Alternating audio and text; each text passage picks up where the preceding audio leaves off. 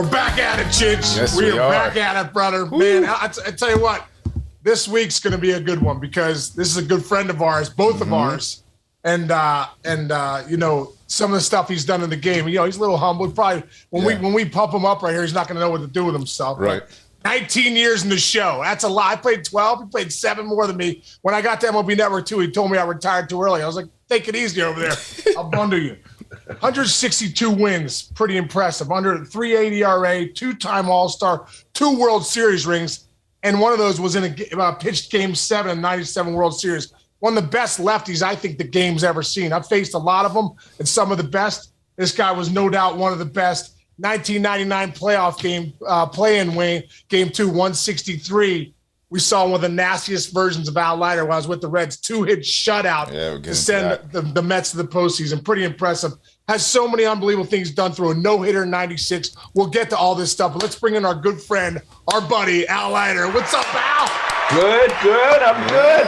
All right, so here, Chintz, I'm going to direct this to you. Okay. I've always seen, known, and talked to Sean over the years, as you do. You crisscross your baseball career. Mm-hmm. And I had no idea until he came onto the network, and in a playful way, only the way Sean could do it, he's like, man, like, man.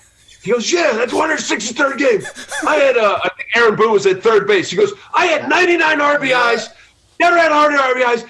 And he struck me out, and I broke the bat. And I'm like, Sean, I promise you in a 5-0 game, if I ever knew this ahead of time, not that I'm trying to blow a game, but as much as I love you, I totally would have figured out a way for you to get that RBI. I had no idea. Oh, my God. Dude, such a great story. Because, like, I look back at my career, 2 99 RBI seasons. I mean, clean it up. I couldn't get the 100 RBI. But in that game, 163 versus the Mets, they come into Cincinnati. I'm like, all right, at least I got a shot to get it, right?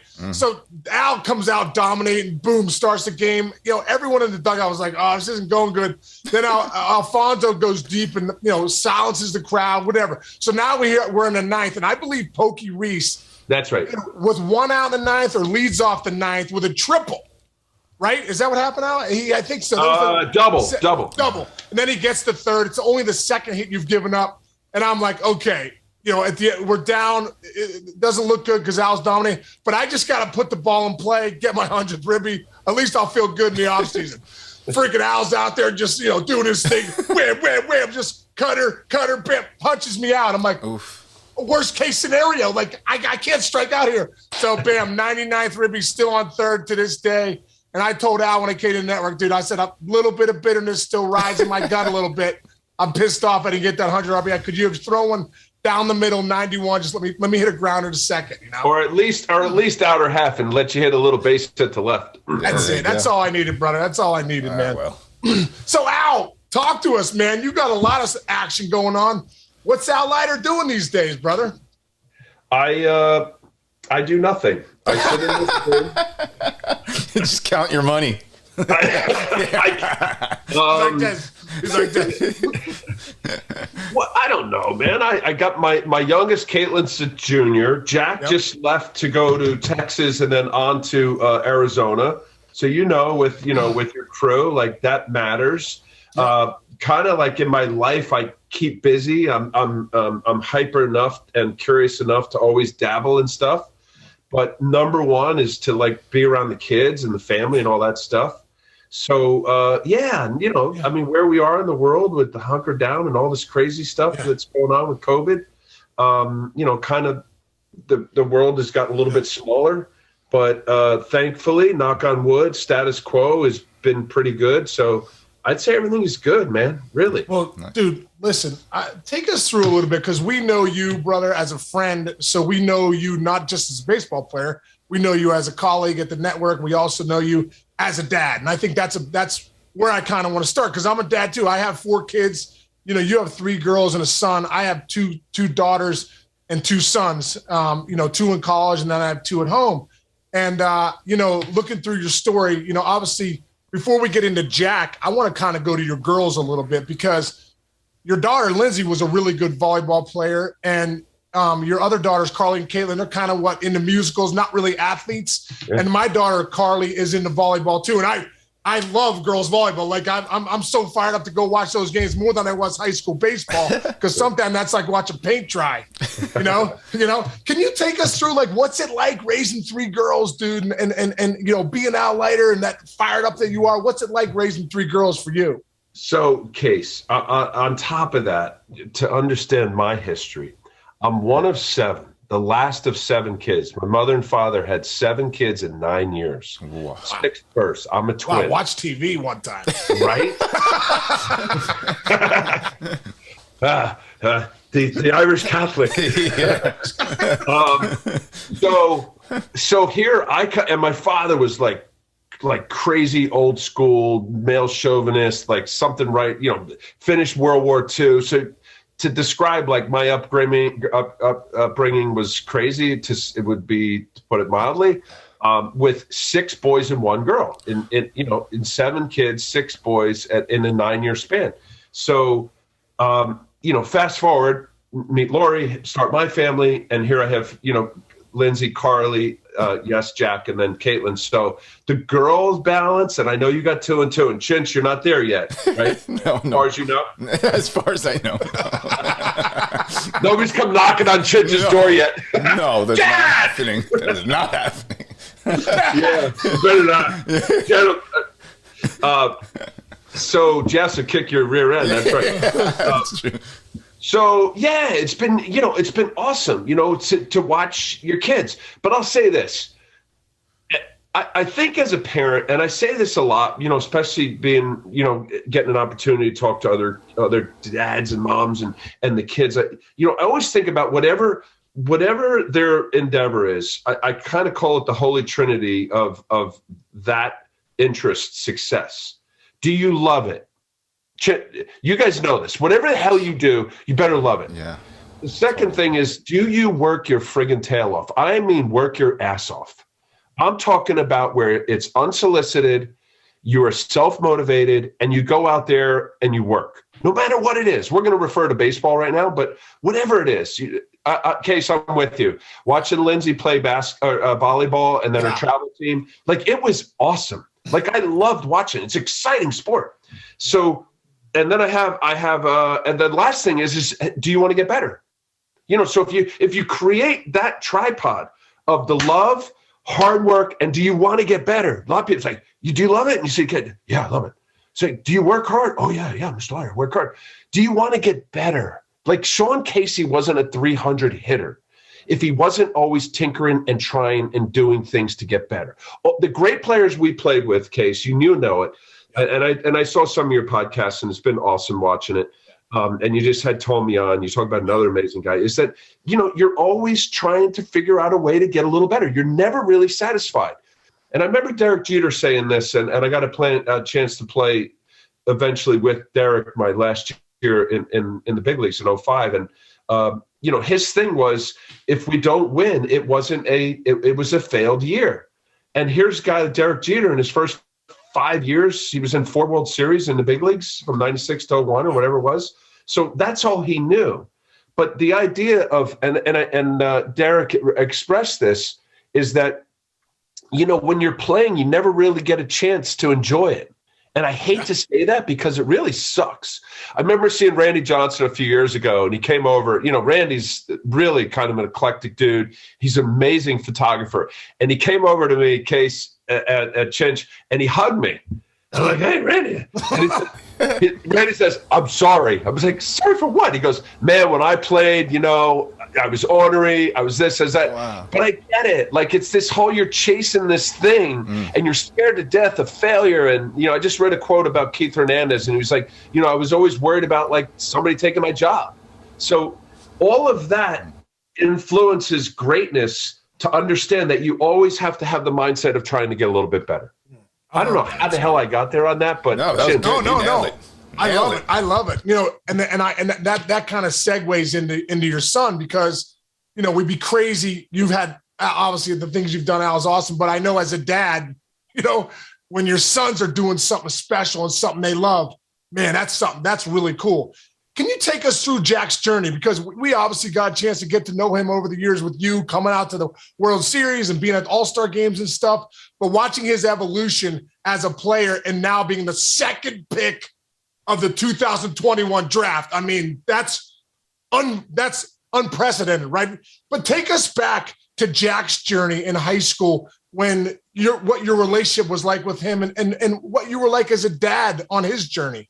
Yeah. So similar to you, I know, you'd send me some videos of your boys and, watching and trying to, tweak and get some ideas to help, right?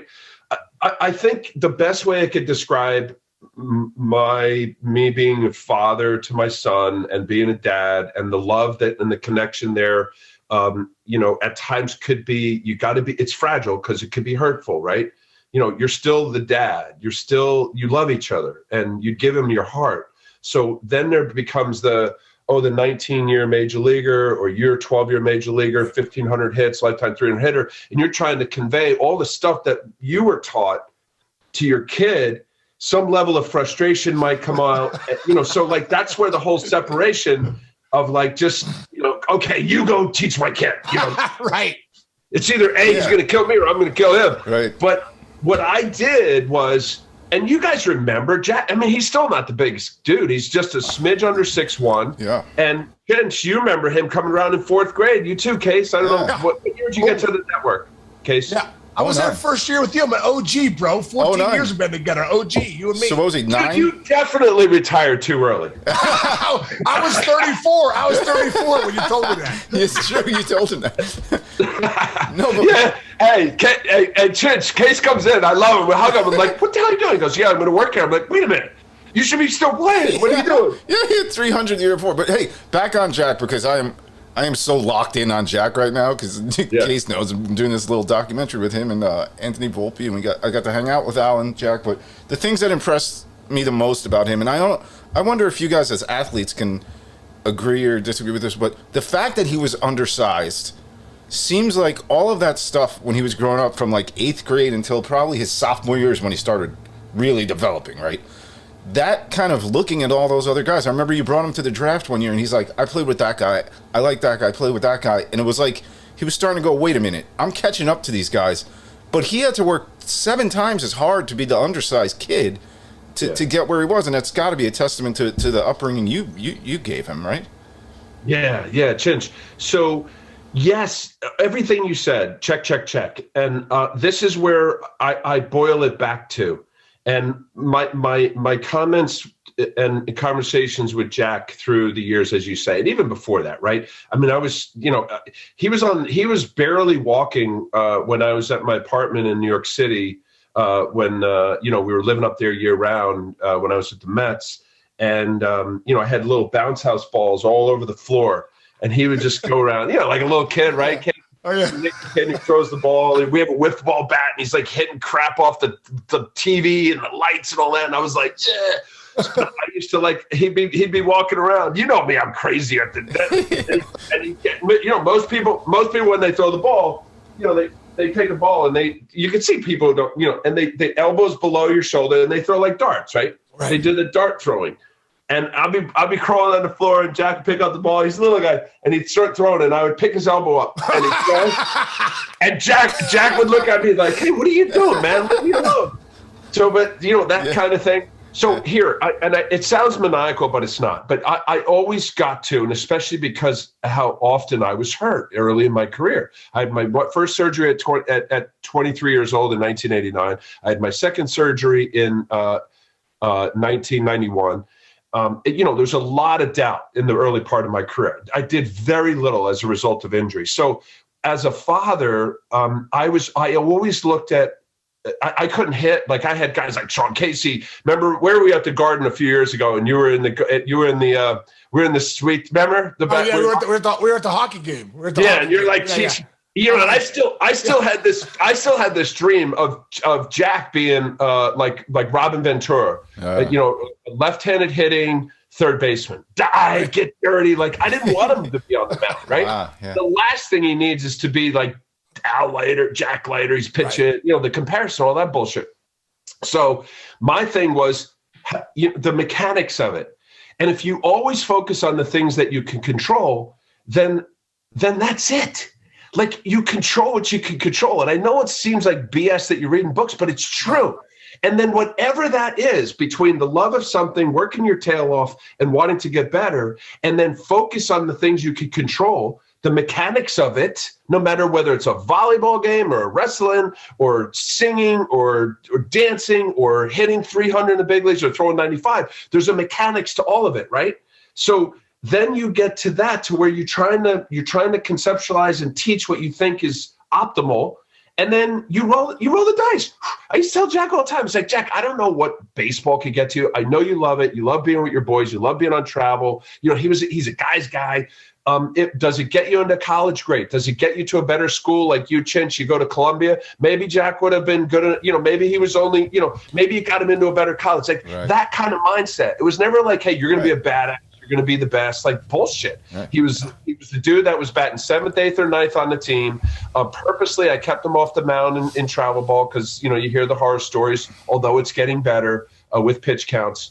And that was it. Like, there really wasn't, like, and you're right, Chinch. Like, I'm telling you, Case, his travel team, he batted 7th, 8th, or 9th when he did get in the game. And if there was a 3-game series on the weekend, he would start one of the 3 games. Wow. And he still loved it. Yeah. And I didn't mind it because I got the vision of all of this. But he'd come back to the house. We'd go in the batting cage. He'd get on the mound. We'd work. I'm like, that's how you get better. You work. You keep working and working and working. I want to stay here. I want to stay here, Al, because, man, it sounds like the conversations I have with my sons, and it's a fine line that you kind of walk because you're like, okay, I need to be a dad, but I also have so much knowledge. But you and I have one thing in common, and I was going to go later, but I'm going to go here because I think it fits. Harvey Dorfman, who, without Harvey Dorfman, I probably don't play a day in the big leagues. I know you probably don't have the career that you end up having in the big leagues without Harvey Dorfman. And I know what he meant. Now, Harvey Dorfman was the mental game of baseball. Hey, there you go, bro. There you go. This isn't a prop, Chinch. There it is. I have this. I bet he does too. I have this nearby, and every single kid. There you go. Every single kid that I talk to, you got the mental keys to hitting. Look at this. No, both of them. We're gonna play dueling banjos now with Harvey Dorfman. No, but I love it. What's Dorfman paying you guys? I love it. I love it. And Harvey passed away it's about 9 years, 7 years. But my thing, Al, is that one of the things that when I look back at your what you did with Jack was that I know how big the ABCs of pitching was. I know how big Harvey Dorfman was for you. And you started early in Jack's high school career, started charting his pitches, right? There you go. The mental ABCs of pitching. And listen, if anyone's listening to this show or watching the show, I tell the same thing. I said, you want to get good at baseball?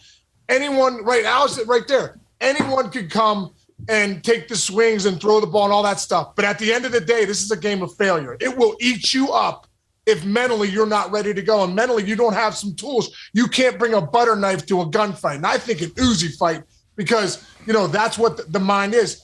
And when I look at Jack, and I watched him at Vanderbilt, I was lucky enough to catch those games, and I was excited because he's your son, and I've known him growing up, and it was fun to watch, man.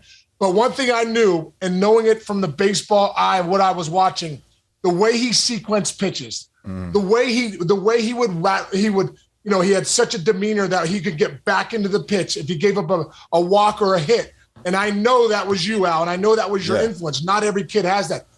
Talk to us about the influence of Harvey Dorfman, what he meant to you, but also the fact that you were able to pass that on to your son, and it worked. Great. Yeah. Great. So that's awesome, Case. I met Harvey Dorfman in 1991.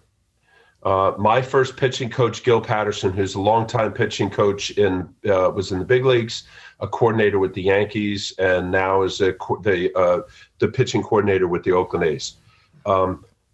Harvey, how I found out about Harvey was Gil was my first pitching coach in Oneonta, New York in the Penn League. The Yankees got rid of him. He was signed by the A's, and he was in the A's system for years. And I knew Gil. I mean, he was a dear friend. And we would work on all the mental, the mechanics. And he said, hey, he goes, you know who you need to meet? He goes, you need to meet Harvey Dorfman. I'm like, the mental game of baseball guy? He's like, yeah. And I said, how could I do that? He goes, the A's hired him years ago, and he was with the Oakland A's, but like the mental guy, which is what they didn't do. Chinch, you have when I first got to the big leagues, we didn't have a strength coach. Right. No, that's true. No, but also back then too, when you first got to the big leagues, what like a head shrinker? That was kind of looked down upon too, right? Here, Chinch, let me say this. So I'm in 1985. I am awful. I go high school, New Jersey, to Oneonta, New York Penn League. I held my own. It was a good league for me. That offseason, the New York Yankees got rid of their Sally League team, which was their low A. So for a high school kid, people out there might think like it's no big deal. It's a big deal. Yeah, you kind of need a kid to develop at the right pace, right? You don't want them to get overwhelmed and then lose confidence, all that crap. So they did away with the Sally League, and the Yankees, you went from the Penn League to the Florida State League. Florida State League back then was a very good league. It was all college guys. There might have been one or two high school kids sprinkled on a team, but it was an experienced league. I go to the Penn League, and I think I end up throwing like 100-something innings, and I walk like 80 or 90 guys. Case, it was like spraying balls, thinking every dude that went to University of Miami or Arizona State. I was going to go deep. Some guy heard out of UCLA. I had to throw it 105, and I'm like, it was freaking nuclear loose, right? So right here, I'm going to tell you, Bucky Dent was my manager, and somebody thought it was a good idea to get me hypnotized.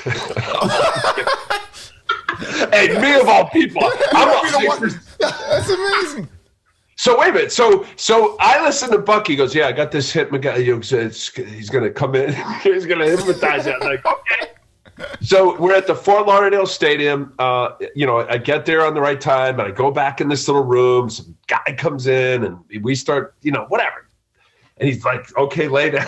I'm telling you, man, the guy's doing the thing. And he's like trying to do the thing. Yeah. And I'm sitting there going like this. And I want to laugh. I'm like, so we get to a point, and I just stopped the guy. I'm like, I'm sorry, sir, but like, this just doesn't work for me. Like, I am so hyper. I'm following the damn birdie and thinking about like doing my laundry and what's his lunch.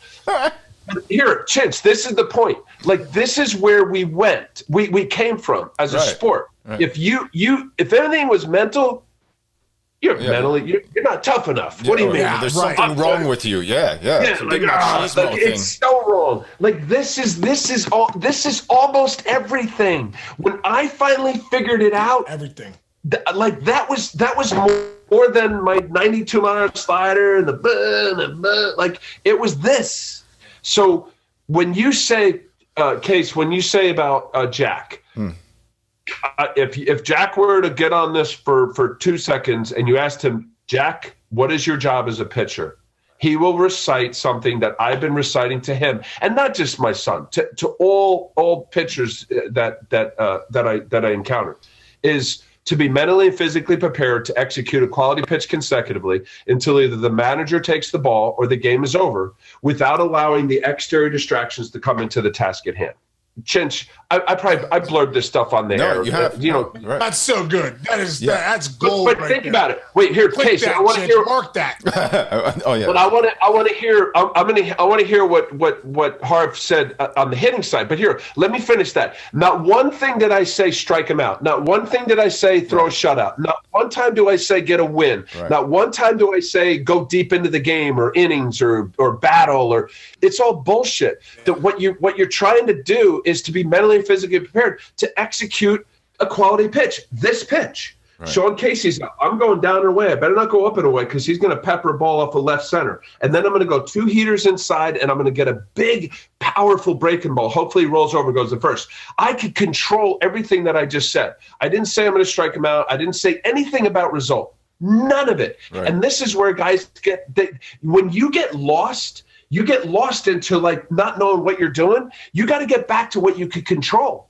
So it's everything. It was everything for me. I had games where I had nothing. I think it was actually the game that I beat all 30 major league teams. I forget what year it was. I think it was 02 or 01. It was against Arizona in Arizona. And Piazza always used to come down the line, right field, the bullpen in behind the fence there, Case, on the right field line. Yep. So I'm throwing, and I'm telling you, Chinch, I've got nothing. I promise you. It's not like, oh, yeah, whatever, Al. No, I had nothing.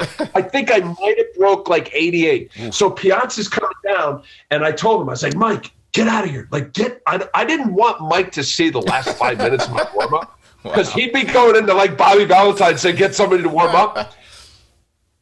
This was the year after the D-backs won. So Gonzalez and Matt Wins and who the heck else is on that team? They had a good team. Oh, Mark Race. Womack, Jay Bell.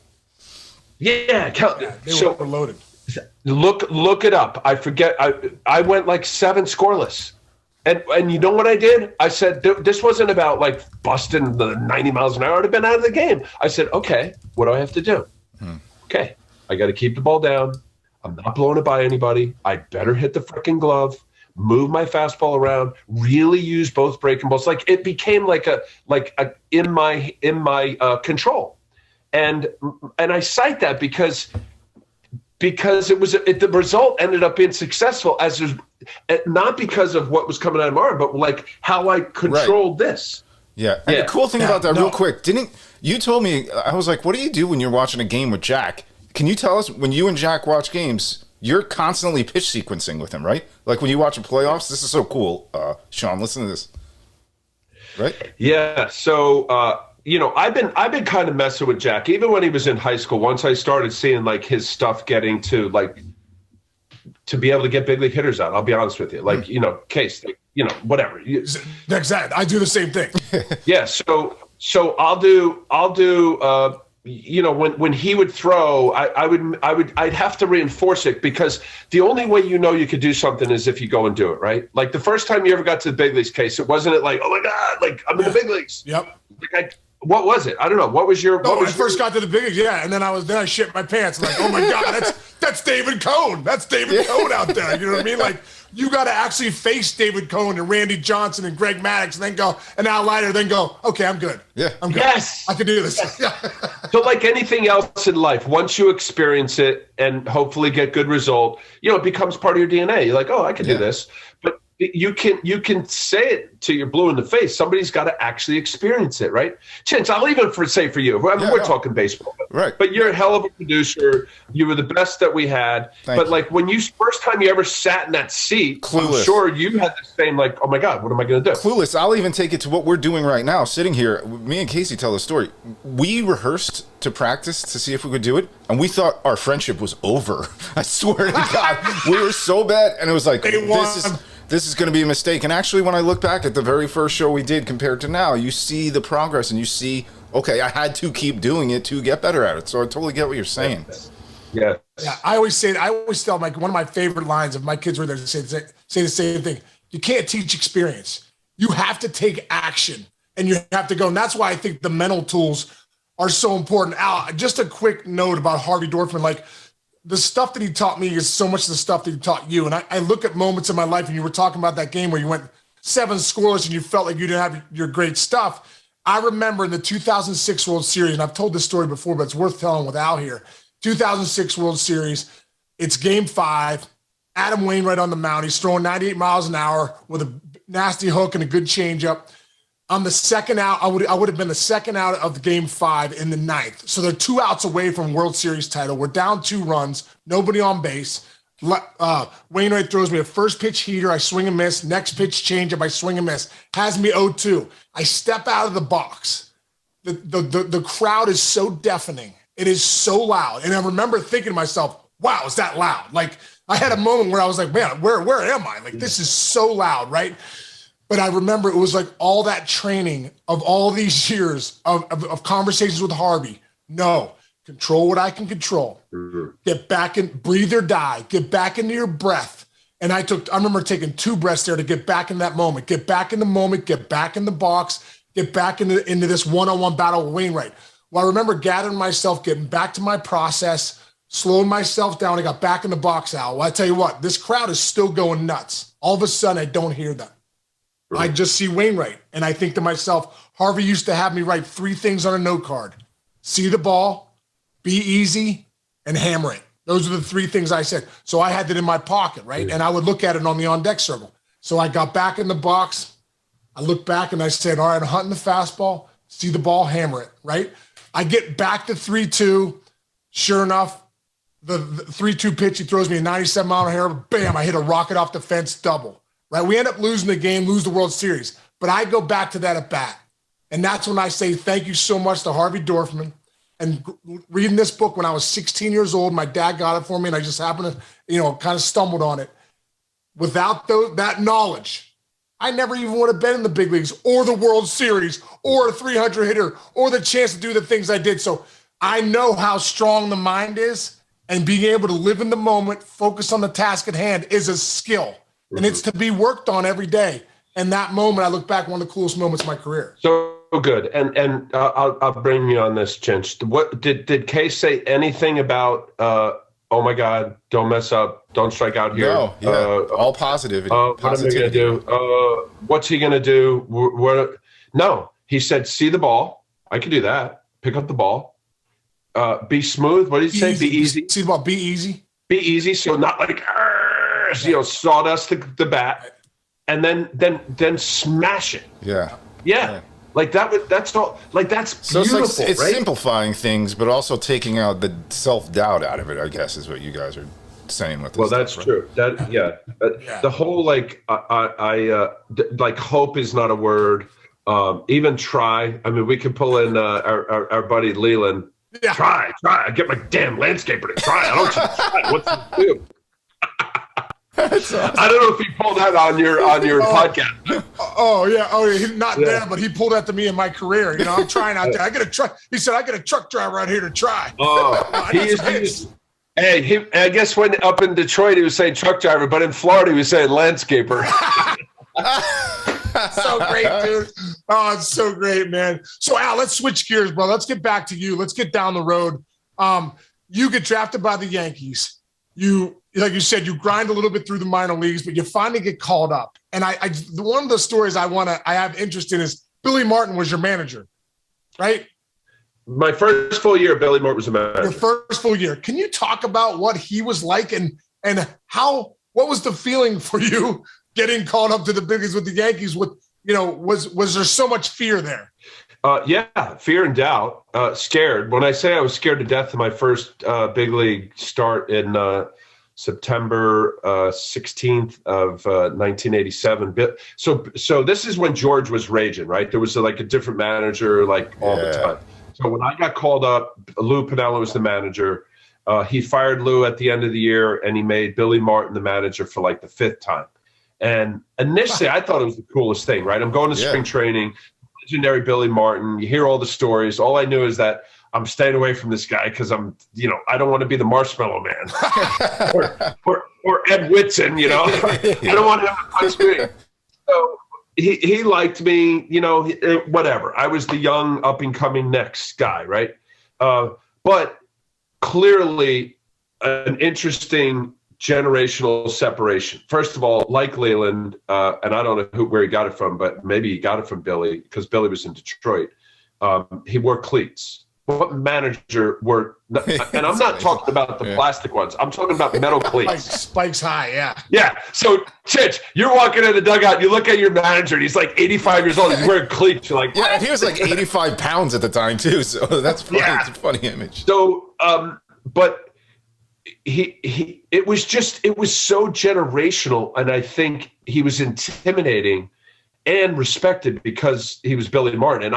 And I was my first year in the big leagues in that rotation. This is funny because I told Jack that I was in the rotation with Tommy John. This was years ago, and he's like, Tommy John, he's a person, he's not the surgery. Oh my God, really? Holy yeah. No, but I'm saying like this is years ago when I say the rotation was me, Richard Dotson, Rick Rhoden, John Candelaria, Tommy John. I remember it clearly. Wait a minute here. This is cool. I don't have a dig me room, but I do have this photo. I love it. This guy's the best. It's just for everybody at home. Al has just left the picture. He's in his office. He's got champagne in his office. So he's got a globe. I'll be honest. I don't have much. Wow. Lights. So I don't have much. So this is going to look kind of whatever. You guys can think what you want, but I don't have much. This was the first rotation in my can you see that? Oh yeah, I can see it. Yep. Send me a picture of that too, and I'll put it. You're on the left, Rick Roden. Look at that. The Candy Man. So you got John Candelaria, Richard Dotson, Tommy John, Rick Roden, and me. Wow. This is my first rotation, you guys. Are you kidding me? Wow. Tommy John was like 50.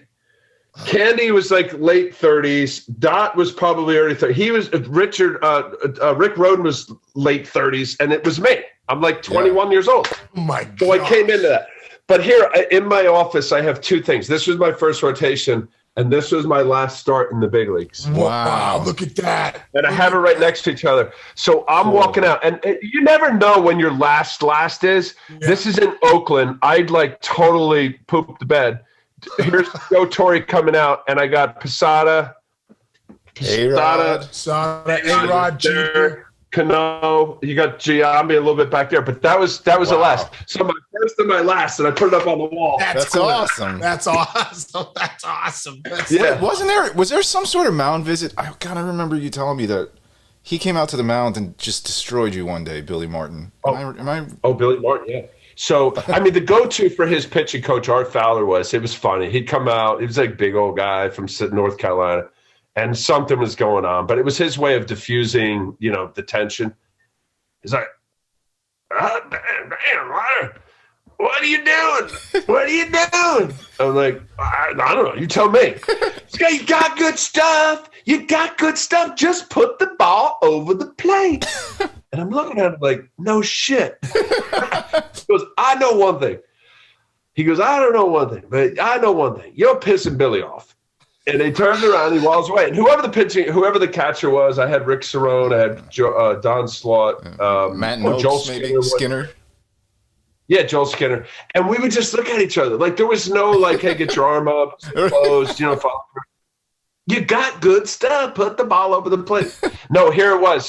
So Chinch, that year in '88, I hadn't had a win in a few starts. I started out like 4-0, and then it was like really dry. Whatever. I forget either pitching poorly and it was Monday Night Baseball when they had Monday Night Baseball, guys, on ABC. Yeah, yep. Which maybe people out there are like, big deal. What's a big deal?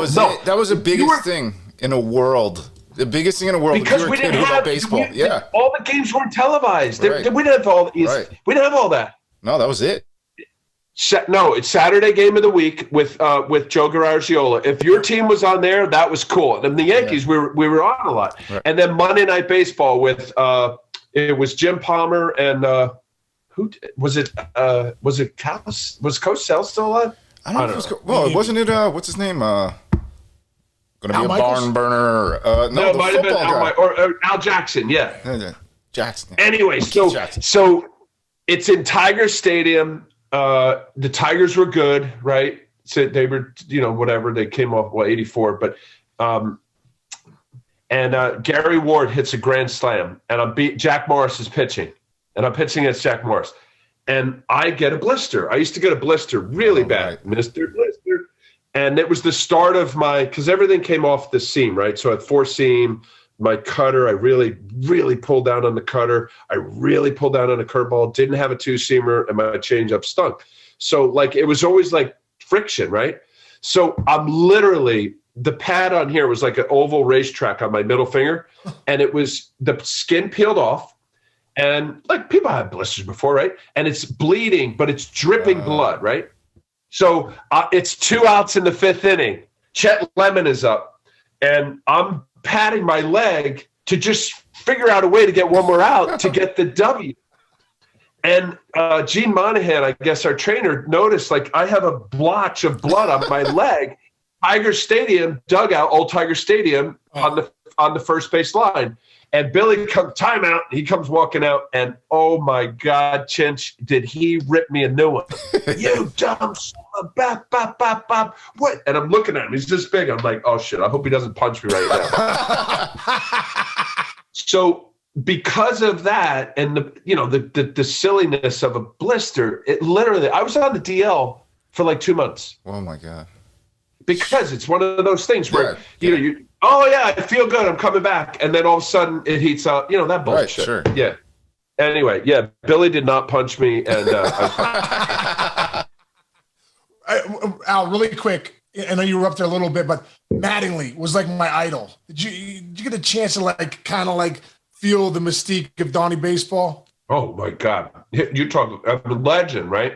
So, and again, it was strange for me a little bit because I grew up a Mets fan growing up in New Jersey. My dad loved the Lovable Losers. He loved Casey Stengel, and he actually liked the Mets because they lost and they were the underdog. And my dad didn't actually like the Mets. My dad was born in Manhattan, but my dad didn't like the Mets or the Yankees because they won all the time. Like it's the opposite of what everybody else, right? So I signed. I get drafted by the Yankees. I sign, and then 3 years out of high school, I'm pitching at Yankee Stadium. My debut, I got Rick Cerrone, I got Don Mattingly at first, Willie Randolph at second, Bobby Meacham at third, Bobby Meacham at short, Pags at third, Winfield at right, Henderson at left, and Claudel Washington. Wow. Yeah. One of the best offensive teams the Yankees had in the 80s. Yeah. Go ahead, sorry. Yeah, no, they were brand names, right? Hall of Fame guys. But Donnie, one thing that stood out, Case, was even with Billy Martin and certainly with Lou Piniella and Dallas Green, which was my last manager with the Yankees in '89, Don Mattingly would take over infield bunt plays in spring training. Wow. It was cool. I'm telling you, Case, you could appreciate this being the first baseman. They would just refer to Donnie. Hey, Donnie, what do you want to do on the wheel play? Hey, Donnie, where do you want the pitchers on the one play? Donnie, what do you think they should do on the two play? So, I'm sitting here as a young guy, and of course it's Don Mattingly, great hitter, batting champ and all that, but he took over infield bunt plays for Billy, of course, had to say, but they would refer to Donnie like he was clearly that guy, That's so cool. That's so cool to hear. And humble too. Donnie's like a Midwest Indiana boy, humble as can be. Great guy. God, I know, man. When first time I ever met him, I'm like, I had him sign a bat for me at spring training, and the pen didn't work. I'm like, oh my God, the pen doesn't work. It was like the silver pen, paint pen. It he wrote Don Mattingly, and it kind of just smudged. And I'm like, thanks a lot, man. I appreciate it. Whatever is on here, at least I can say it was you that wrote it. It was him. Wait, I think you told us that story. Was that the Hitman poster that was around? Oh yeah. Oh, the Hitman poster was in, and then I would come back and stay with my parents whenever we play the Pirates. I go in, bam, there's the Hitman poster still on my wall. I was like, let's go. That one was right next to Farrah Fawcett, right? Yes, so it's perfect. Two of my biggest interests. So Al, you also talk a lot about Dave Righetti and what Rags, meant to you, as not only as a player, but as a person. Could you talk about your relationship with him? So Rags definitely took me under his wing. He saw similarity. Lefty, hard thrower, definitely I needed to be contained, goofy, curious, kind of bouncing all over the place. So Rags wanted to make sure that I behaved the way a big leaguer should. And to this day, I appreciate, I didn't appreciate or understand what he was doing while he was doing it. But now knowing over the years of my time in the big leagues and what I tried to impart on, say, the younger kid or the younger player, but just how to act. Yeah. And, he'd give me that look once in a while, or, he'd put me in my place. And it was all very benign, playful stuff, but I understood what he was doing. And the biggest thing, Case, and you can appreciate this because I don't know who that player was on your team, as far as the guy that was Barry Larkin. Barry Larkin was I didn't want to disappoint Rags. I wanted him. I guess I wanted him to like me, but I also wanted to behave and do what he was trying to teach, if that makes sense. Yeah. And Righetti the lineage here, because I got a chance to play with Ron Guidry as well. The lineage of Sparky Lyle Gator to Rags to me, I mean, that was kind of what at that time they were hoping that I was going to be kind of the next lefty thing, injury and whatever went sideways and then I get traded. But so I knew that because I knew when Rags talked so nice and had affinity for Sparky Lyle and that kind of thing. And then here comes, other guys that via through Sparky to to Guidry to Righetti. I think, we're kind of like going in it seems like we're going in a lot of different places, but we're saying the same thing.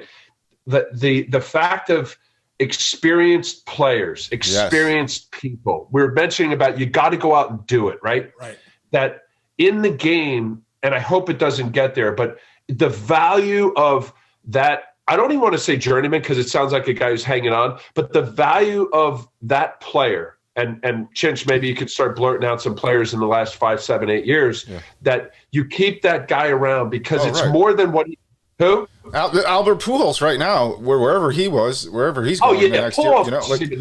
Next level stuff. But boy, I'm blanking right now. But I can't say enough. Giambi's last 3 years in the big leagues, he barely picked up a bat, but they needed him on those teams. Chase Utley in L.A. Yeah, you're right. So we, like that, it's more than just the pinch hit or an occasional start.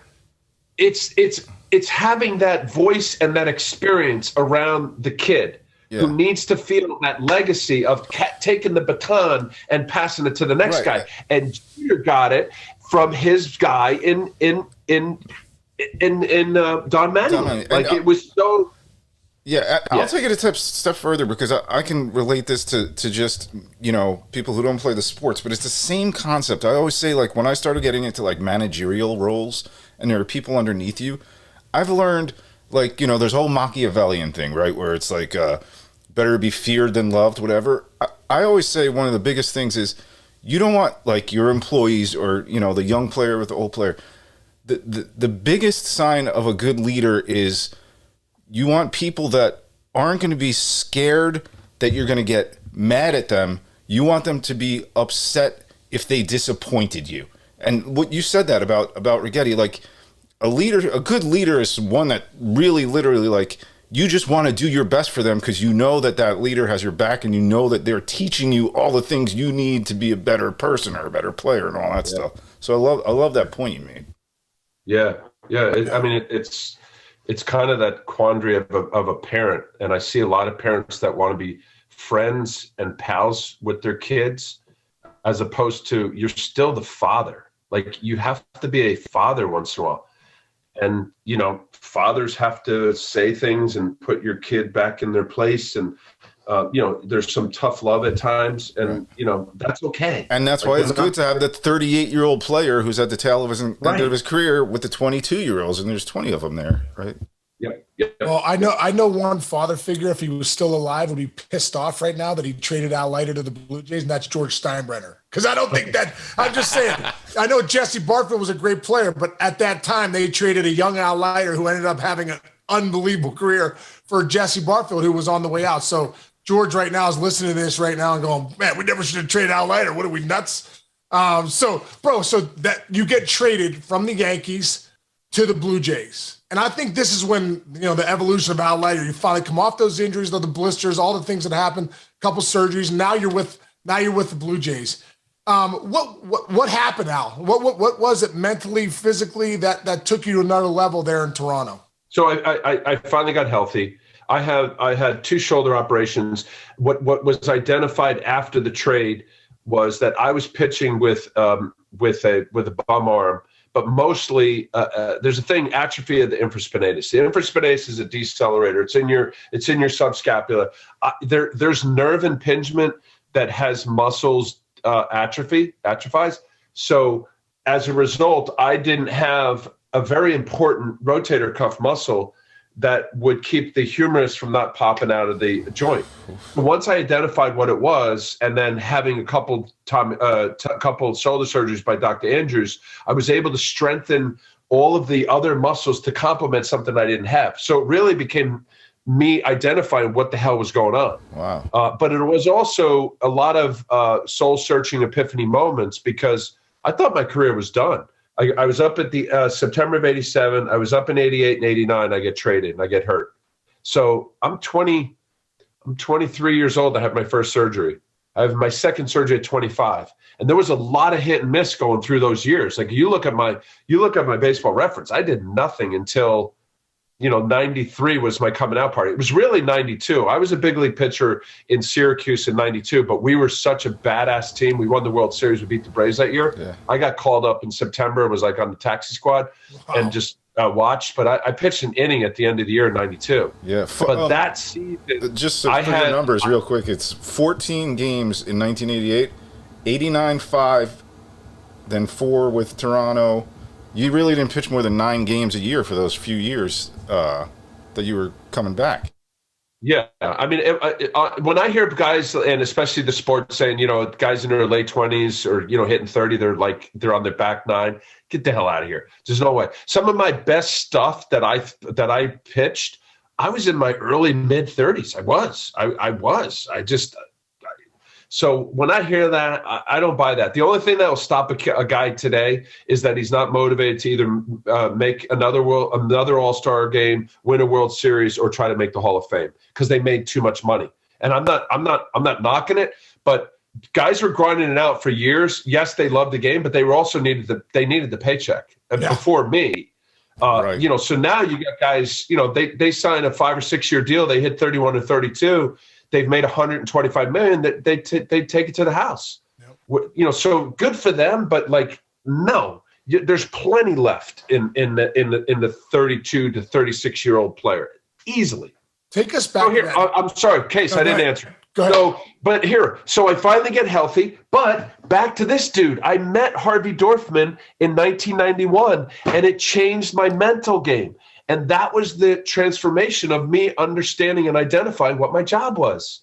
So, yeah, I was so free and easy at that time in my baseball life to admit to this of what was going on in between my ears that helped transform me into being a good pitcher, a tough pitcher, mentally tough.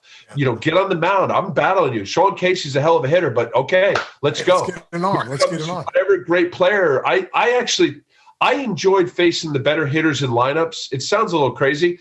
The guys that got me often were the dude that was batting 7th or 8th, and all of a sudden he pops a double down the line. I'm like, damn. What? I don't want to mention names, but you get through Bonds and Kent and whoever, and then all of a sudden some dude whack. He's like, what? Right. So I elevated to okay, Tony Gwynn's batting right now. All right. Or pick your brand name guy through the 80s and 90s. And how did you attack Tony Gwynn? I want to hear this.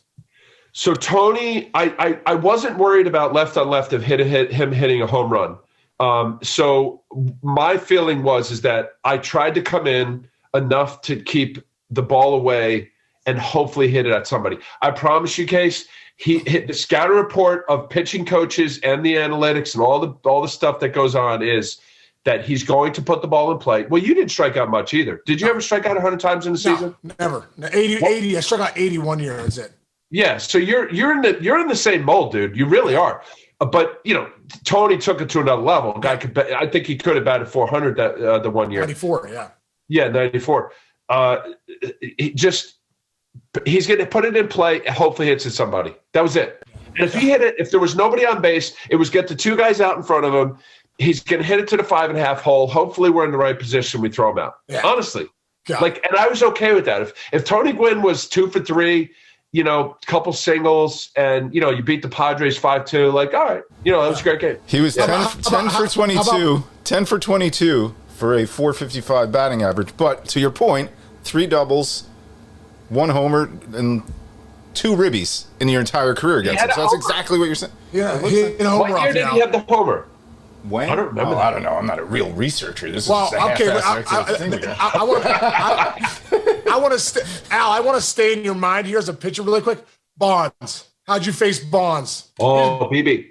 So BB totally on the plate, choked up a little bit. You talk about plate coverage was so he was so close to the plate that there was no way something out or third that he wasn't going to get barrel on it. So did he eliminate your cutter? Because your cutter was your bread and butter. Now, he could take that pitch middle away and hammer it. I didn't throw him a cutter. I went fastballs in, big curveballs, and the bigger and the bigger vertical I could get, and the slower but still not baby it was the best. I went hard in all the time, preferably up. He had a little window inside, very small on the plate inside. He didn't like the ball in. He had the big pad, if you remember. Yep.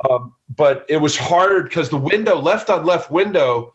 It's hard visual to see the batter here, and then I'm trying to go body line without hitting him. Yeah, right. Wow.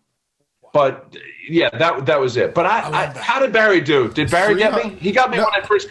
Two bombs, but honestly, technically for Barry Bonds, you had great success off of him. He hit 300. He was 9 for 30, but 2 triples probably when he was young, and 2 homers, but really nothing.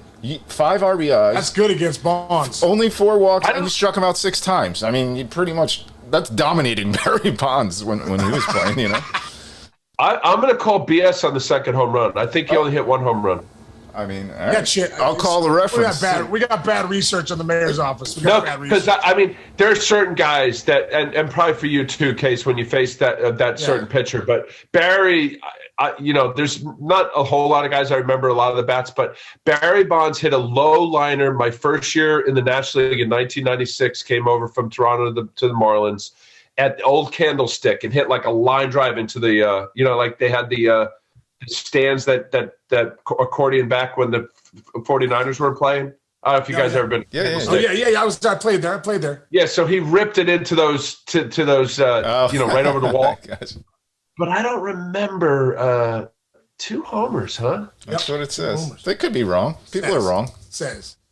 So Al, you win your first World Series that year in '93 with the Blue Jays, and this is when you really did well. You did well in the postseason. It was your first time getting after it.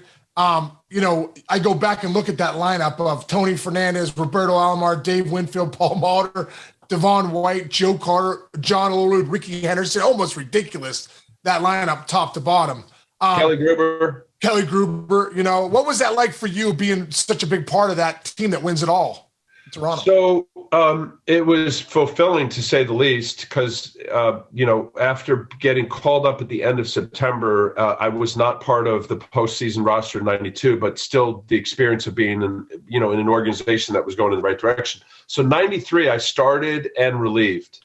It was Stottlemyre ended up being the top 4 starters for the postseason. Todd Stottlemyre. We had a young Pat Henkin who came on. Right. We had Jack Morris, Dave Stewart. We had Juan Guzman. Yeah, Guzman was another guy that came on. I think Jimmy Key had left to go to the Yankees, and might have still had Dave Stieb, who was hurt. Yeah, it was amazing. So Cohn, right? Wasn't Cohn a hired gun? David Cohn? Yeah, Coney came over in '92. Yeah, and then he came back in '95. Right. And then we traded him to the Yankees that year. Yeah. They went on to that was the year that they almost right? They lost to Seattle. Right, exactly. So from Toronto though, you end up going to the Marlins and in 1996, correct? 1996. Right. And you throw the first ever no-hitter for the Marlins. And looking back at your numbers too, pretty impressive what you did in 1996. 2.93 ERA, over 200 punch-outs. It's your first All-Star game. But I want to talk about that no-hitter and what that was like pitching a no-hitter, and the old question, like, when did you realize you had it, and what were you feeling in the ninth? Yeah, so the ninth, I definitely felt like, I'm going to throw this no-hitter. I'm going to do everything possible. So it was weird. I faced we had a big lead early on. So it was in May. I don't know what the attendance was, but there was a hockey game. The owner of the Marlins, Wayne Huizinga, also on the Panthers, and they were in the finals, in the Eastern Conference Finals against the Flyers. So in between every inning, you talk about how crazy it is. And you've been to the old stadium, right? So, it was a nice crowd, but nothing crazy. Right. In between the innings of this no-hitter, they were going to live look-ins on the Jumbotron of the Panthers and the Flyers. So I'm not thinking anything early in the game. So boom, boom, boom. We get a big lead. I know early in the game, I walked somebody and I hit Ellis Burks. And Larry Rothschild, who's a pitching coach, he took me underneath. And I love Larry. Larry. Andres Galarraga. You walked Galarraga to start the inning. Okay, Galarraga. Yeah, so I'm kind of doing my usual, like, walk, And so Larry kind of jumps me. And I'm like, take it easy, man. Like, I got, like, whatever. I don't know what I said, but something goofy. And that was like from the third inning on. And then it just started flowing. And this is going to sound like BS, but there wasn't anything that, there's always a no-hitter where you go, oh, my God, what a play, or, oh, my God, something about it.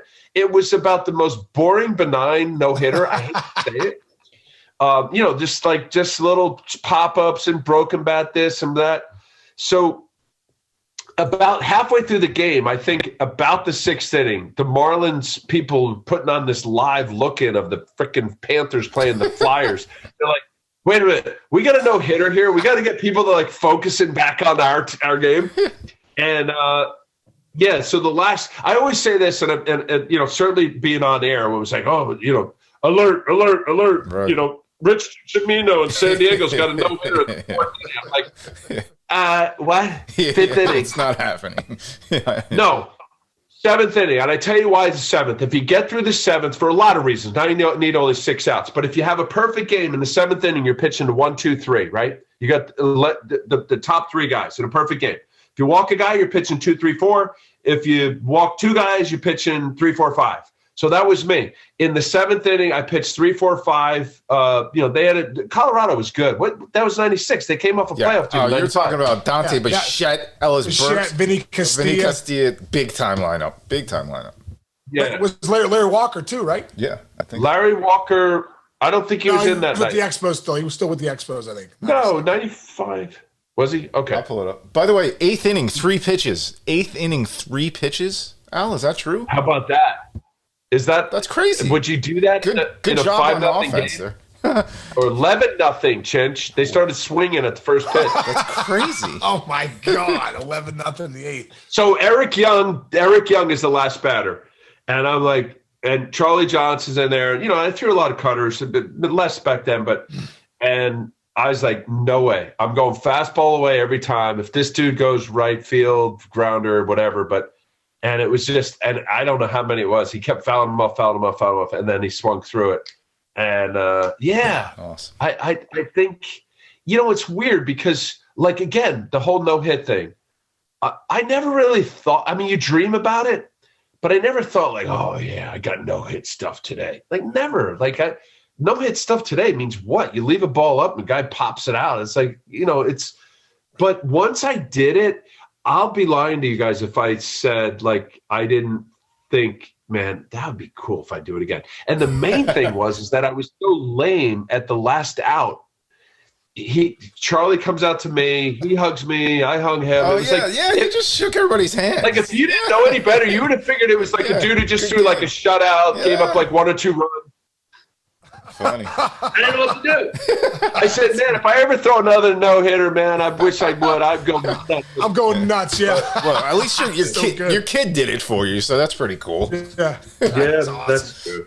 So 97, brother, I think, you talk about that 93 team in Toronto, man, were you loaded. 97 in Florida.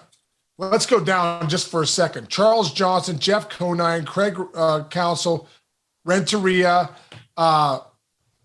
Gary Sheffield, Moises Salou, Devon White, Bobby Bonilla. Then you had Kevin Brown, Alex Hernandez, Levon Hernandez, and Rob Nen closing, who was filthy.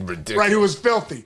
Dude, take us back to that team and, what that was like. And also, when it was all said and done against the Indians, Jim Leland, my favorite manager of all time, one of the best managers in the history of the game, hands Al Leiter the ball to take for Game 7. Just take us through, especially that run. What was it like getting the ball for Game 7 and that team, walking it off in Florida and the pandemonium that ensued? Amazing. And I'm going to throw in, I can't believe I say the late Darren Dalton, but we traded for Dutch at the trade deadline, and he was the kind of the final elixir to team chemistry. Not that we had a bad problem, but like he was a dude. Like, I don't know if you ever encountered with Darren Dalton. Yeah, I did. Yeah, I did. It's an awesome guy. Yeah, and like the presence was like, we needed this. So. Yeah, I'll be like it was a weird quandary. We're up 3-2. Our ace is on the mound. I'm charting because I'm going to pitch if there is a Game 7. Kevin Brown, who was amazing, like just amazing. Like every game seemed like he was either a shutout or almost a shutout. And their fourth starter, I guess, I don't know, Chad OJ, nice pitcher, really good sinker. Yep. And he shoves. Like I think Brownie gave up a couple, we didn't score. But I'm sitting there, I'm like, I was fighting myself because I'm charting and I'm like, I'm looking and like thinking like there's a game tomorrow. But then part of me, I was like, I hope there isn't a game. But then there was a piece of me saying, man, wouldn't that be pretty cool pitching Game 7? Like, just doesn't happen that much. Oh, it's conflicting. But then I'm like, no. I don't want to pitch a Game 7 because I want to go jump on a dog pile and not worry about that. The headache and pressure of it. So when we lost, I completely got into like, okay, game mode. I gotta do my thing. And one of the things I did was I looked at my Game 4 and typical, like my crappy games were spraying the ball, walking some dudes, here comes like a ball up in the zone, a guy hits a double, you score 3. 2 guys on base, you walk like that. That's your typical. Even now, we watch a game. Like if a guy has a bad game, there's always like 2 soft spots in the lineup where you just kind of lose it. That was me. But I looked at 2 guys in the. I guess it was their LCS, or maybe it was their division series. Andy Pettitte and David Wells. Andy Pettitte got hit around by the Indians, and the Indians, they had a hell of a lineup that year. Loaded. Yeah. Loaded. Sandy was the MVP. I got called up to that team in '97. I got sent out to the Arizona Fall League, but I was on that team in September, and they were loaded. Yeah. That was a hell of a lineup. I mean, there was no soft spot. Yeah. I mean, I don't know. I guess Vizquel batting 8th, I guess, or 9th or whatever. But he was still really good. Almost had 3,000 hits. Yeah. Actually, he led off. What am I talking about here? So I looked at both of them and I said, in order for me to not crap the bed, I gotta do something different. And I was, power fastball, power slider, power cutter, occasional backdoor curveball, very occasional a changeup. And I was like, I need to do something different. So I told Larry Rothschild, I said, first pitch of the game is going to be a curveball. I need to establish I'm throwing freaking curveballs and I'm throwing a bunch of them because these guys are they're gonna be on me. So Larry's like, well, we'll look at the lineup. I was like, no, I don't give a shit who's up. Nice. I'm throwing first pitch of the game curveball because I need my own brain to say, get that out. You're going to need it. So I'm warming up. I get to my curveball. We're down the right field line at Pro Player Stadium, and I literally bounced almost every curveball. They had a rubber tarp. I don't know if you knew this case, but they had like rubber on the ground, and it kept skipping up into the stands. Like I threw like 9 balls into the stands while I'm warming up. First pitch of the game, Eddie Montague's behind the plate. Omar Vizquel, Charlie Johnson, boom. And I'm telling you, it was like one of those perfect little boom. And Eddie Montague goes, strike. And I'm telling you, there's 7. They peeled off every tarp at that stadium. There was like, I don't know, it felt like 105,000, but there was a ton of people there. I don't know what the attendance was, Church, but it was a lot. And it was Case, I'm telling you, it was like one of those, oh, okay. And I brought it out, and I remember throwing a bunch to Dave Justice and a bunch to Matt Williams and Manny Ramirez. Like, wait, real quick, 67,204 people in that game. It was bananas, man. I mean, if they could have put any more in there, Yeah, because they have to peel the stands back in left field, so they would have put. Yeah, it was crazy, and it was just like one of those things, man. Keep making pitches, and you're right. Leland, gave me the ball. I mean, it was my day, but because I wasn't great in Game 3, there was that. Where were you when Renteria got the hit? Dugout. Were you in the dugout? Wow. Oh yeah. No, that's not. You're not going inside to ice it down and have a couple beers. Well, I might have had a couple beers, but in the dugout. Yeah, next to Skip with his cigarette. You feel like you're at a bar in New York at 2 a.m. with Skip smoking heaters. You're having a couple beers, but you're watching a big league game. Oh my God, dude! What a moment that must have been for you. But as you fast forward, they blow up that team. Wade Huizinga says, we're going to have a fire sale. We're getting rid of everybody. Everyone from that team goes. Dave Dombrowski's wheeling, dealing people. You end up with the Mets. Yeah. You end up back home. You end up with the team that you and your dad and your family rooted for growing up, and now you're back home. What did that mean to you to go back to New York, especially for the Mets? Amazing to the team you rooted for, and I still had plenty left in the tank. What year? How old was I? 30. Was I 30 yet? How old was I? 87. Yeah, no, it was 98. 98. So I'm like 33. Yep. 32. I thought it was pretty cool. So Dave Dombrowski calls me, and we knew they were unloading everybody, right? So he calls me, goes, look, I'm not promising you anything. He said, but I have 2 comparable deals. 32. Do you have a preference? How old was I? 32, yeah. 32. So, yeah, there it is, 32. A year before I pitched against you, Case, and it should have given you 99, 100 RBIs.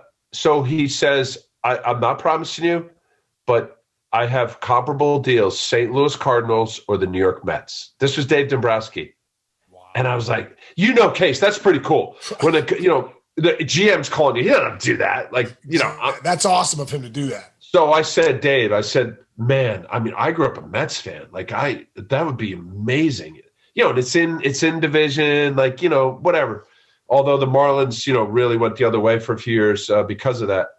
And sure enough, man, next day, AJ Burnett was a A-ball pitcher with the Mets that went over in that trade. I didn't know that. That was the AJ Burnett went over in that trade? Wow. Yeah, AJ Burnett. There was about 4 or 5 guys.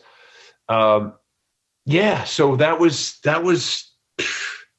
I guess you're a Pittsburgh, but were you a Pirate fan? Yeah, I was a huge Pirate fan. fan. So it'd be, I played for Pittsburgh in 06 for a little bit, but it meant a lot to play there. It's like your dream, your dream team as a kid. So totally. For you with the Mets, but you went there, brother. And not only did you go there, dominated. You end up dominating 17-6 with a 2.47. And now the Mets are second in the NL East, 88-74. And then you end up, and Mike Piazza ends up coming. This is where I want to talk about him a little bit because, I not playing for the Mets. I've heard different things about Piazza as a teammate. Maybe he was a little moody. Played with guys that come in, they're like, "Don't talk to him today. He's a little moody." I'm like, "All right, that's so tired." But I've heard different things about Piazza, but I know, my relationship with you. I know you and Mike are friends, and you always had great things to say about Mike Piazza. Can you talk about him a little bit and just the figure he was in New York? Almost seemed like a cartoon figure, but more importantly, what was he like as a teammate? Yeah. So, look, I appreciate it more after you play to realize the guys that took it so seriously, maybe to a detriment, and I don't know, maybe Mike would admit to it or not, but after the fact, when you get a guy that's so lasered locked in, and being a catcher is more responsibility than in this essence of winning that game and the responsibility than even the starting pitcher, because you're dealing with an entire staff. You're dealing with controlling behind the plate. And then he happened to be our best player. So now you become your best offensive player. It's a really odd, how many teams have you ever played on where your catcher was your superstar best player? Right. I mean, maybe. Good point. Pudge. I played with Pudge a little bit, but he was Pudge. One of the best players. Yeah. Maybe Posey. I don't know. Not to Mike's status. So like he took that responsibility to a whole other level. So I think when teammates or people or peripheral people, didn't identify like this how much he really took, took on a bad game, a good game, a loss, a win. I lockered next to him for 7 years. Like we were right here, right next to each other. And, he was a good teammate. He cared. Like you talk about high level of give a shit. Yeah. So we would drive back to the city too. Like, cause I would we'd carpool cause he lived near me on the Upper East Side so I got to know him in a good way. And, there was nobody, I would say this, and I played on good teams. We went through it, right? Toronto and the Marlins with the World Series teams. No, none of my teammates represented the as important of a player as Mike Piazza. Wow! In all my years, and I say that not because of the other Hall of Fame guys that I played with, but it was about Mike. And yeah, we had nice players around. Todd Zeile was a nice player. Robin Ventura was a nice player. John Olerud was a nice player. But Mike was like, he was rock star status. Yeah. So, so you talk about the ultimate target on his back, and now it's like every night, every day, and the microphone in front of his face. And like, he dealt like, so, Case, you would have liked him. You would have liked him. He knew when to let his hair down. He knew when the right off day to be able to go and we'd go to karaoke, and he liked like hairband stuff and like Def Leppard and like some crazy Metallica, just stuff you liked actually. Yeah, he was so into the heavy metal stuff. So and I appreciated that. And he gave a shit. Yeah. Yeah, I loved playing against him. I love how hard he played. I remember talking to him at first base a couple of times. I'm like, man, Case, you're a big dude. You're a big dude, and you got big hands, big forearms. I'm telling you, and I'm not lying. He would take his fist, right hand, and punch cement walls. And I'm not talking about like boom. Oh my God. Look, I'm like, oh my God, what's he doing? He's out of his mind. I'm serious. And I'm like, Mike, stop. And like he would he got knuckles that like kind of protrude a little bit. Yeah. Like he had like flat, like what? Stop. Oh my God. Yeah. So for you and Piazza and all the boys, all those teams, those Mets teams that now are really good. What was that Subway Series like in 2000? You guys versus the Yankees. I remember watching it as a fan and saying, boy, that atmosphere is intense. It seems like. Yeah. So amazing. Now back to, I started with the Yankees. I'm on the back nine of my career. I'm with the team that I rooted for as a kid. We beat the Cardinals in 5. Mm-hmm. 5. And we were waiting to find out whether we were going to Seattle or playing the Yankees. And I was 100%. I'm like, are you kidding me? I don't care the mighty Yanks or not. I so want to play the Yankees. Yeah. It was like 40-something years since the last real Subway Series when the Dodgers played the Yankees in the 40s or 57 or whatever the hell year that was, Chinch. So I was like all in. I'm like, yeah. And I embraced it, man. We were the little engine that could. If you look at our roster compared to the Yankee roster and their brand names and our brand names, we didn't compare, but we won because of the collective unit. And I say this all the time, and it pisses me off when people who've never played debunk team chemistry. Right. I never played on a team. Oh, it's a joke. I hate that. It totally matters. You've never played on a team. I want Sean Casey and Rich Cincinnamino and all my teammates to feel awesome. I want them to get in their cars and they can't wait to get to the field, and there's no head trash, and there's no bullshit, and they're happy to be there, and they're pulling all on the same side of the rope and all that stuff, that cliche. Yeah, another book. Here's another book that I read. John Wooden. John Wooden is You know, that you talk about team. So we had that. We had that with our club. Yeah, so, I've heard just as many stories you tell about Todd Pratt as you've told about Mike Piazza.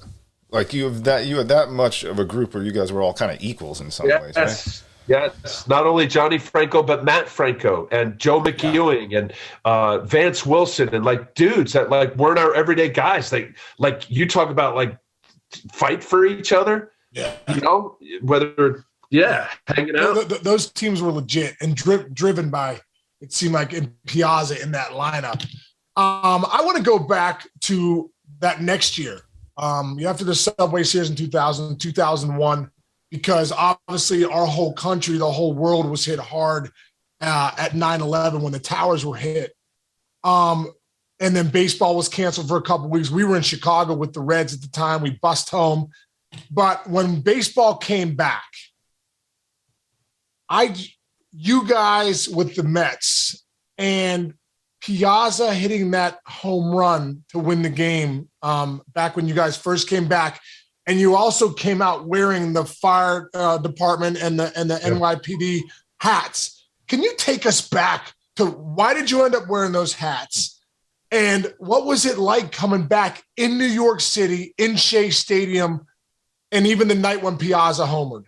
Yeah. So for all of us, right? But we were at ground zero as far as the first big public event where a lot of people were convening.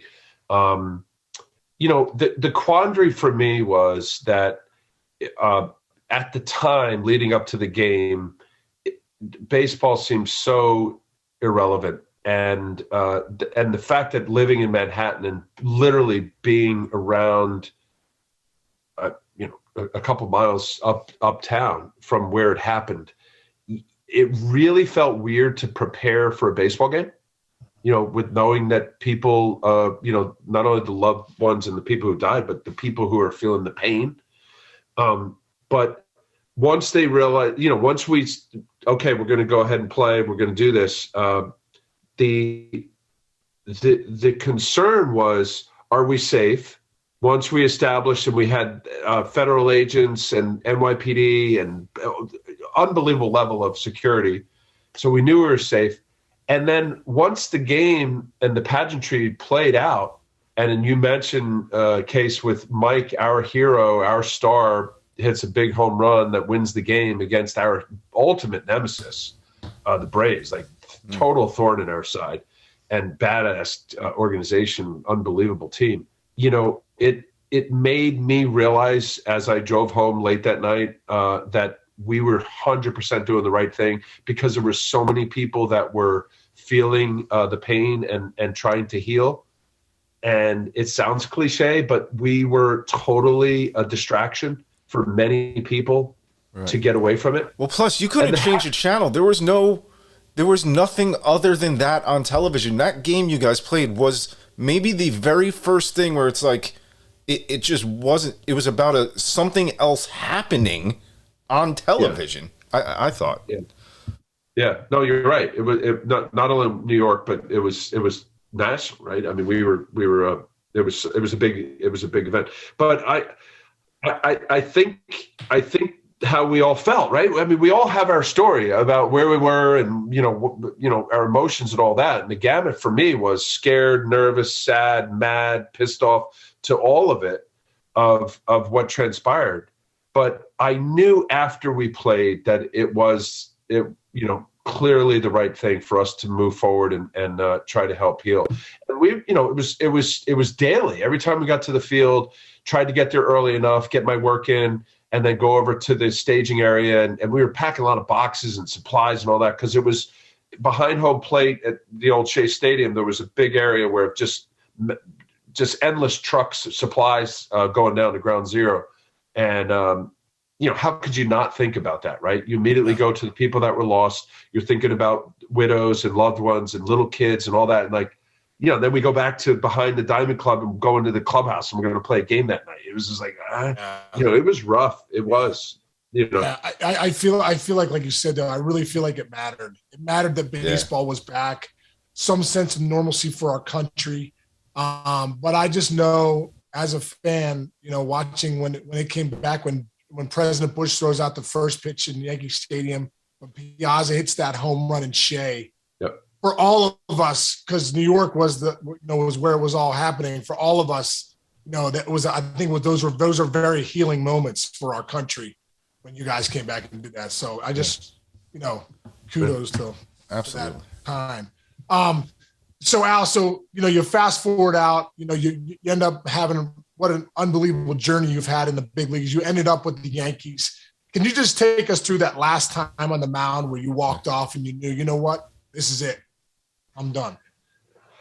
Well, I wanted to finish with the Mets. But that didn't work out, whatever, because there were certain numbers that I thought would be cool to be mentioned with some of the idols that I grew up, in particular, Tom Seaver, Jerry Kuzma, Dwight Gooden, but didn't work out. Signed with the Marlins. I was awful. 39 years old, turning 40.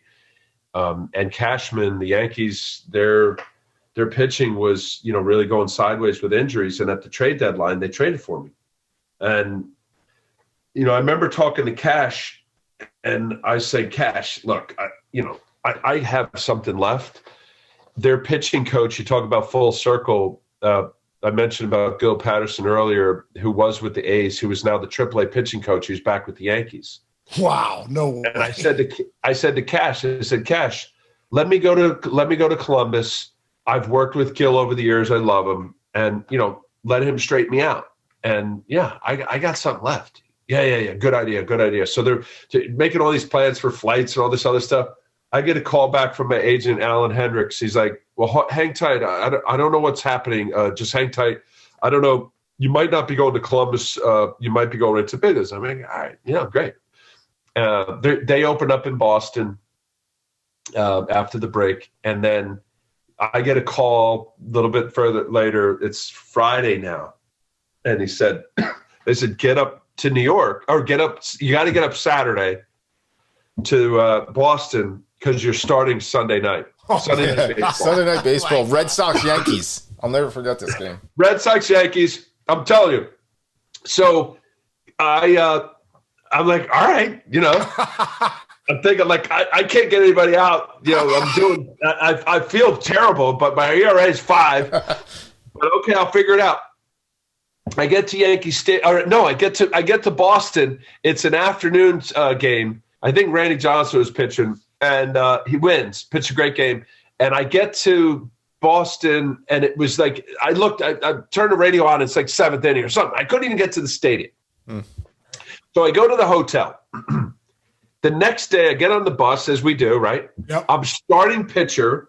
I was with the Mets for 7 years, kind of the across-town rival thing that all those guys. I know all the guys on the team, right? But I'm on the – and I basically introduced myself to my new teammates in that visiting the clubhouse at Fenway. You know how small it is. Oh, yeah. And I remember being in the training room, and Joe Torre comes in, and he says hello. And I say, and I'm getting ready. And he said, so tell me how much you've been throwing. I said, I haven't been throwing much, Joe. He said, well, tell me what you've been throwing. I'm not kidding. I said, well, I've been playing catch with my son, Jack. He's 5 years old. Jack was 5, all-star break. Whatever. He turns around. He's like, oh, God. So Posada comes in. I tell Jorge, he's like, Jorge, I like my cutter, I got to use my curveball, whatever. We have like a quick scout report meeting.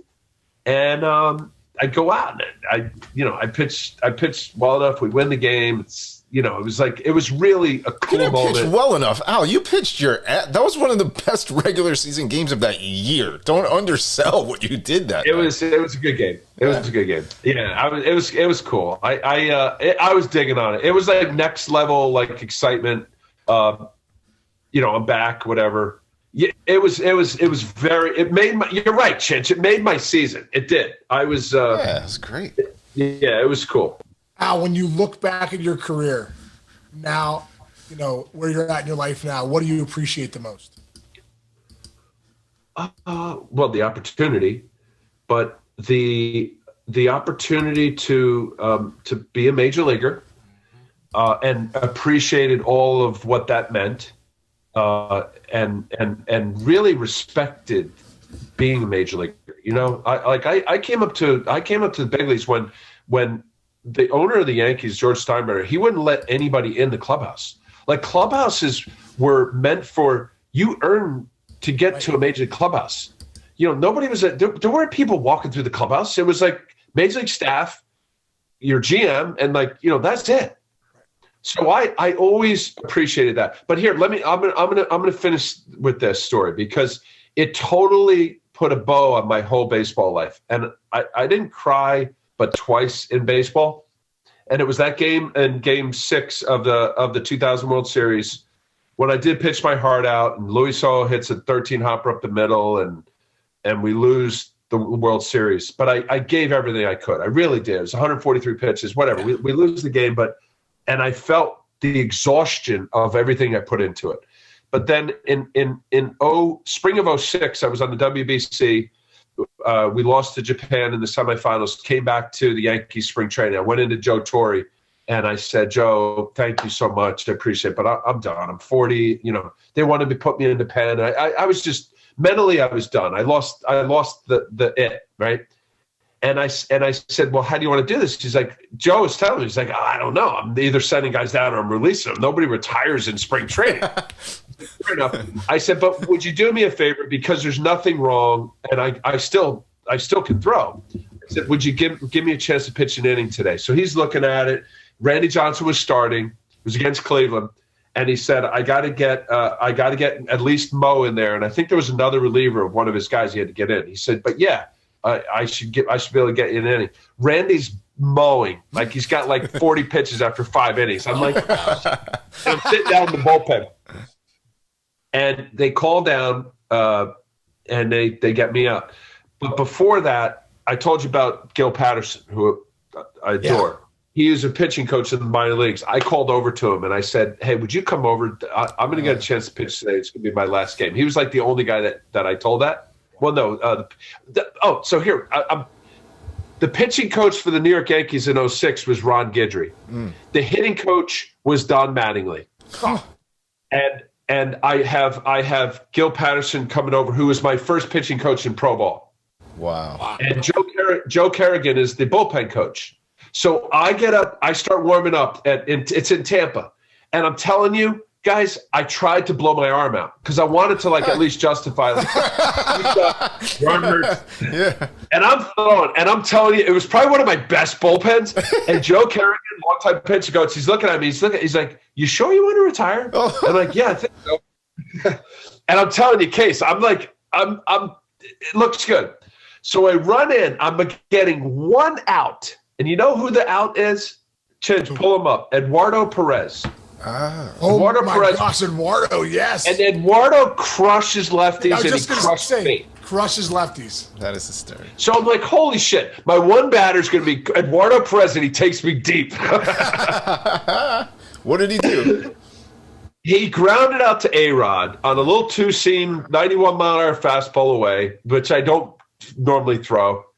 A-Rod throws it over to Giambi, and it was like kind of that picture that I showed you earlier. But it was because we had WBC, we had all the guys in the game, the whole game, because they were leaving to go start the season. It was late in spring, and Gator comes out to get me out, and Jeter's standing there, and A-Rod and Cano, and Guidry hugs me, and Jeter looks at me and goes, "What's going on?" And I'm like, I look at Derek. I'm like, I just retired. He looks at me. He's like, what? Oh my God. So they're all looking at me on the mound. I was like, really? It's like kind of a dumb moment. It's like spring training and I'm retiring, but I didn't tell anybody. So I walk into the dugout and I sit down. And, it's like one of those, all right, this is it. I don't know what your last game was, Case, and I'm in Tampa. It's spring training. Guys coming up, hey, and they're kind of getting wind that, like, Al Leiter's retired. Gil Patterson comes over, he hugs me, and I kind of start losing it. Like my first year as an 18-year-old player in Oneonta, New York, my pitching coach was Gil Patterson, and here he is 23 years later, he's hugging me. Don Mattingly comes over, hugs me. He was my first baseman in my first game. Ron Guidry was a teammate. God. And then the year I was drafted, this is where like got me. The year I was drafted, Yogi Berra was the manager in 1984 of the Yankees. Yogi, because Yogi always was in spring training, he walked over and he hugged me. Oh my God. Guys, I started losing. I'm like, oh my God, like there was too many coincidences. Yeah, that's amazing. Like, so it was like this fast forward train of 23 years, and it was all like right in front of me. I'm like, oh my God, like, you know, it's like, you know, I didn't do much of anything for the Yankees, but it so felt right. Like this, It put perfect bookends onto an unbelievable career. It bookended your career. Came in with the Yankees as a guy, then gets traded, and you end with the Yankees. He just bookended an amazing career, which is like, what an awesome story, man. That's so awesome. It was cool. Well, bro, Chintz and I can't thank you enough, man, for coming on. You know, it's so funny when we were first getting this going. Al and I had a conversation, literally. I mean, I think we're 2-3 shows into it. I was in my kitchen and I was telling Al we're getting the mayor's office started, and Al always has those good ideas. You know, we were kind of bouncing some ideas off each other. So, brother, to have you on, at this stage of we can't teach experience, we're getting a little better. But thanks, man. The journey of Al Leiter, the journey of what Jack Leiter is going to do is going to be fun to watch. And thank you for taking your time, brother. I will see you soon at the network at some point here. Please. I'm just glad you finally asked me. You want to make sure we were good? Yeah, we want to make sure we're good. Because if we weren't good, the first person that would tell us that we sucked is Al Leiter. But honestly, dude, you guys are horse shit. You guys are horse shit. Is what he's saying. All out of love, guys. All out of love. Yeah, Al, you've been, to me personally, you've been like a big brother. And for the people at home that don't understand, this man is so rich, he does not need to get out of bed in the morning, but he does, and he works extremely hard on everything he does, which is a testament to the human being he is. And I love you, man. I'm really psyched that you did this with us. Thank you. I appreciate it. Really, guys. Really. And I hope you blow this up, guys. Really. It's I see what's out there, and it could only get better and more refined and all of it. Thanks, man. Thanks. And one final thing what we didn't get to in the background is that Roberto Clemente Award. That was I know that was a huge thing for you. That's a big deal for anyone plays in the big leagues. Get the Roberto Clemente Award. That means you're impacting the community and impacting people like you still are, Al. We love you, brother. And Thank you. We will see you soon, man. Thank you so much. Thanks, Al. See you, buddy. See you. Wow, Chidge. I've been waiting for that one for a long time, and one of the best dudes going, and what a heck of a player, man. In my opinion, one of the better lefties the game's ever seen. Yeah, and it just took him a little bit to get going. All the injuries at the beginning really didn't hit his stride till '93 with the Blue Jays. Right. So I mean, do the math. You know what I mean? Those first few years. Totally. And to have a chance to put up the numbers. Right, and to be a native New Jersey guy, so a tri-state area guy. Like I have that poster up. That was what 22 years ago. That was, and like what that team did, and I grew up a Yankee fan, but I was always an Al Leiter fan just because he was from around here, and just because of the work ethic. You can tell the type of person he was. Like I say, I joke about how rich he is, but you talk about a down-to-earth human being and somebody who actually works hard on everything he does. I mean that as a purpose, and he brought a lot back to his hometown that was gone. They had not made the playoffs in 11 years by the time he got to the Mets. Then he pretty much had a lot to do with taking them to the World Series. But again, like you said, he's always been a mentor to me and to people that get into the industry. And he is he'll make fun of you the day he meets you, but he'll treat you the same every way. And if you're a good person, he treats you good. And he is one of my favorite people I know. He's been like a big brother to me. He's put me in check sometimes because of that leadership role, and I've deserved it and needed it. And I'm sure like you and him have talked shop and how to do things and whatever. And I really care about that guy. And everything that you see on TV, folks, that's that man. It's him, flat out. Yeah. And he keeps it honest. He keeps it real. Right. If he doesn't like something, he'll tell you about it. Yeah. But, also too, they can talk about his work ethic at the network. The demos that he does are so in depth. they go into the mind of the pitcher and sequencing and all that stuff. And he's won an Emmy doing it. So everything Al's done, he's succeeded, and it's just pretty cool to see. Yeah. It's going to be really fun to see Jack Leiter. Really cool to see Jack Leiter. He looks like a nice, handsome young Al Leiter out there on a mound. It'd be fun to see his career develop. All right, man, another great one. You're the best. Man. All right, Gigi, awesome, man, awesome. And for everyone out there, man, go hit follow us at the mayor's office and go download, subscribe, do all those things. But we're grateful you guys are joining us, and have a grateful day. Gigi, I love you, brother. Love you, buddy. I will see you next week. All right.